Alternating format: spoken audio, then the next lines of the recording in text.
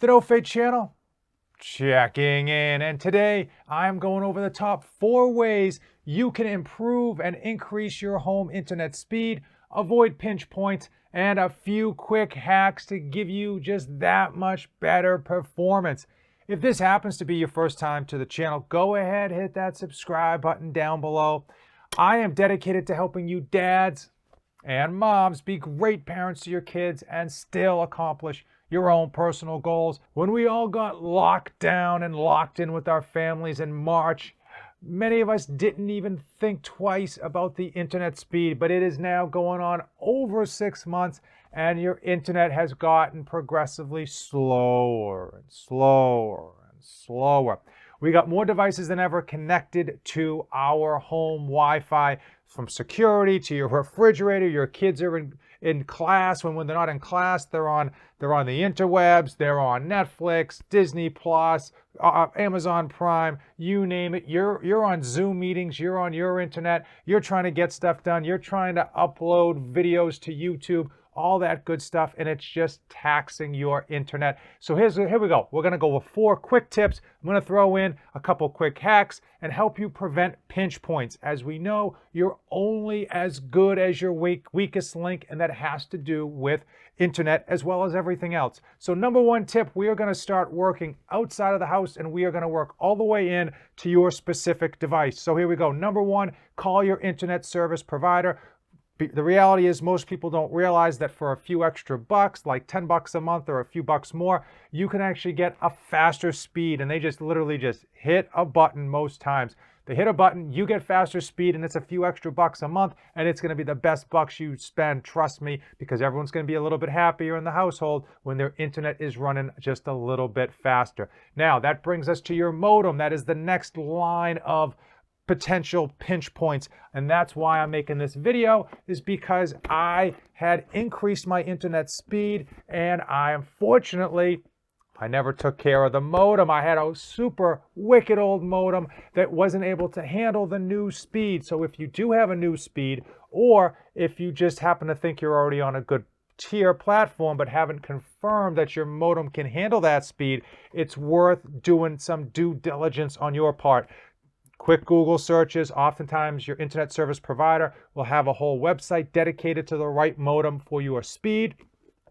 I will say, if for some reason, like me, you happen to find that you are behind the 8 ball, that you need to get a new modem in order to handle the speed that you have coming into your house, I would say get something that is a step or even 2 steps above what you are currently getting for network speed. Why? It'll save you any potential upgrades in the future. And hey, if you're going to buy something, you want to make sure it's going to last you a long time and not get outdated with the next iteration of internet speeds. And the same goes for your Wi-Fi router. If you have 2, right, they do come as a whole, but in my case and in many people's case, you have a modem and a Wi-Fi router. You want to make sure that that Wi-Fi router is also up to par with the maximum speed.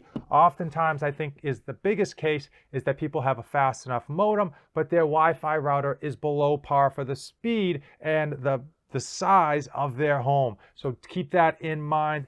Quick bonus hack, tip, whatever you want to call it. There are ways to increase the speed, the performance of your Wi-Fi router simply by taking a drying rack, a cookie drying rack that's made out of metal, and put it underneath. I'll put up a photo right here. You can also make aluminum foil wraps. I'll put a photo of them right up here for your Wi-Fi antenna, and it works very similar to back in the day with rabbit ears, and they would put aluminum foil on the top of those rabbit ears. It sounds fugazi, but it does improve performance just a little bit. And while we're talking about your Wi-Fi router, let's talk about tip number 3, and that has to do with placement.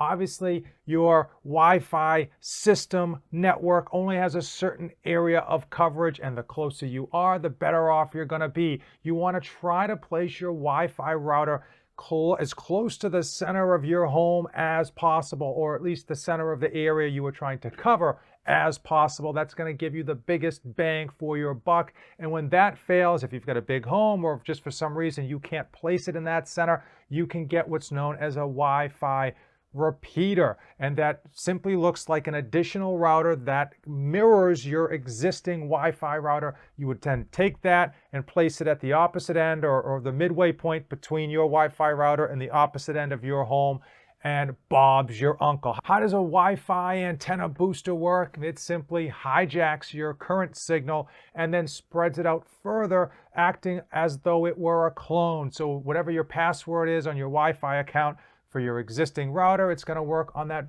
booster router as well. They're very effective, and they range in price everywhere from like $20 all the way up to $300, depending on your needs and expectations. Obviously, you do tend to get what you pay for, but it is worth the money, especially if you have a weak signal on one side of your home or on a certain floor of your home. And the fourth and final way that you can boost your home internet performance, remember, we started with your internet service provider. We went through to your modem. Then we went from your modem to your Wi-Fi router. And now we are on to your specific device themselves, whether it's a phone, laptop, Fire Stick, Blu-ray player, or a PlayStation 15, whatever it may be. You want to get the best performance out of it you can. So number one way to do that is to connect it to the router itself. If you are close enough to your Wi-Fi router, I highly recommend just simply getting a cable and plugging it in. Most people don't think about this, but you can. That includes your laptops,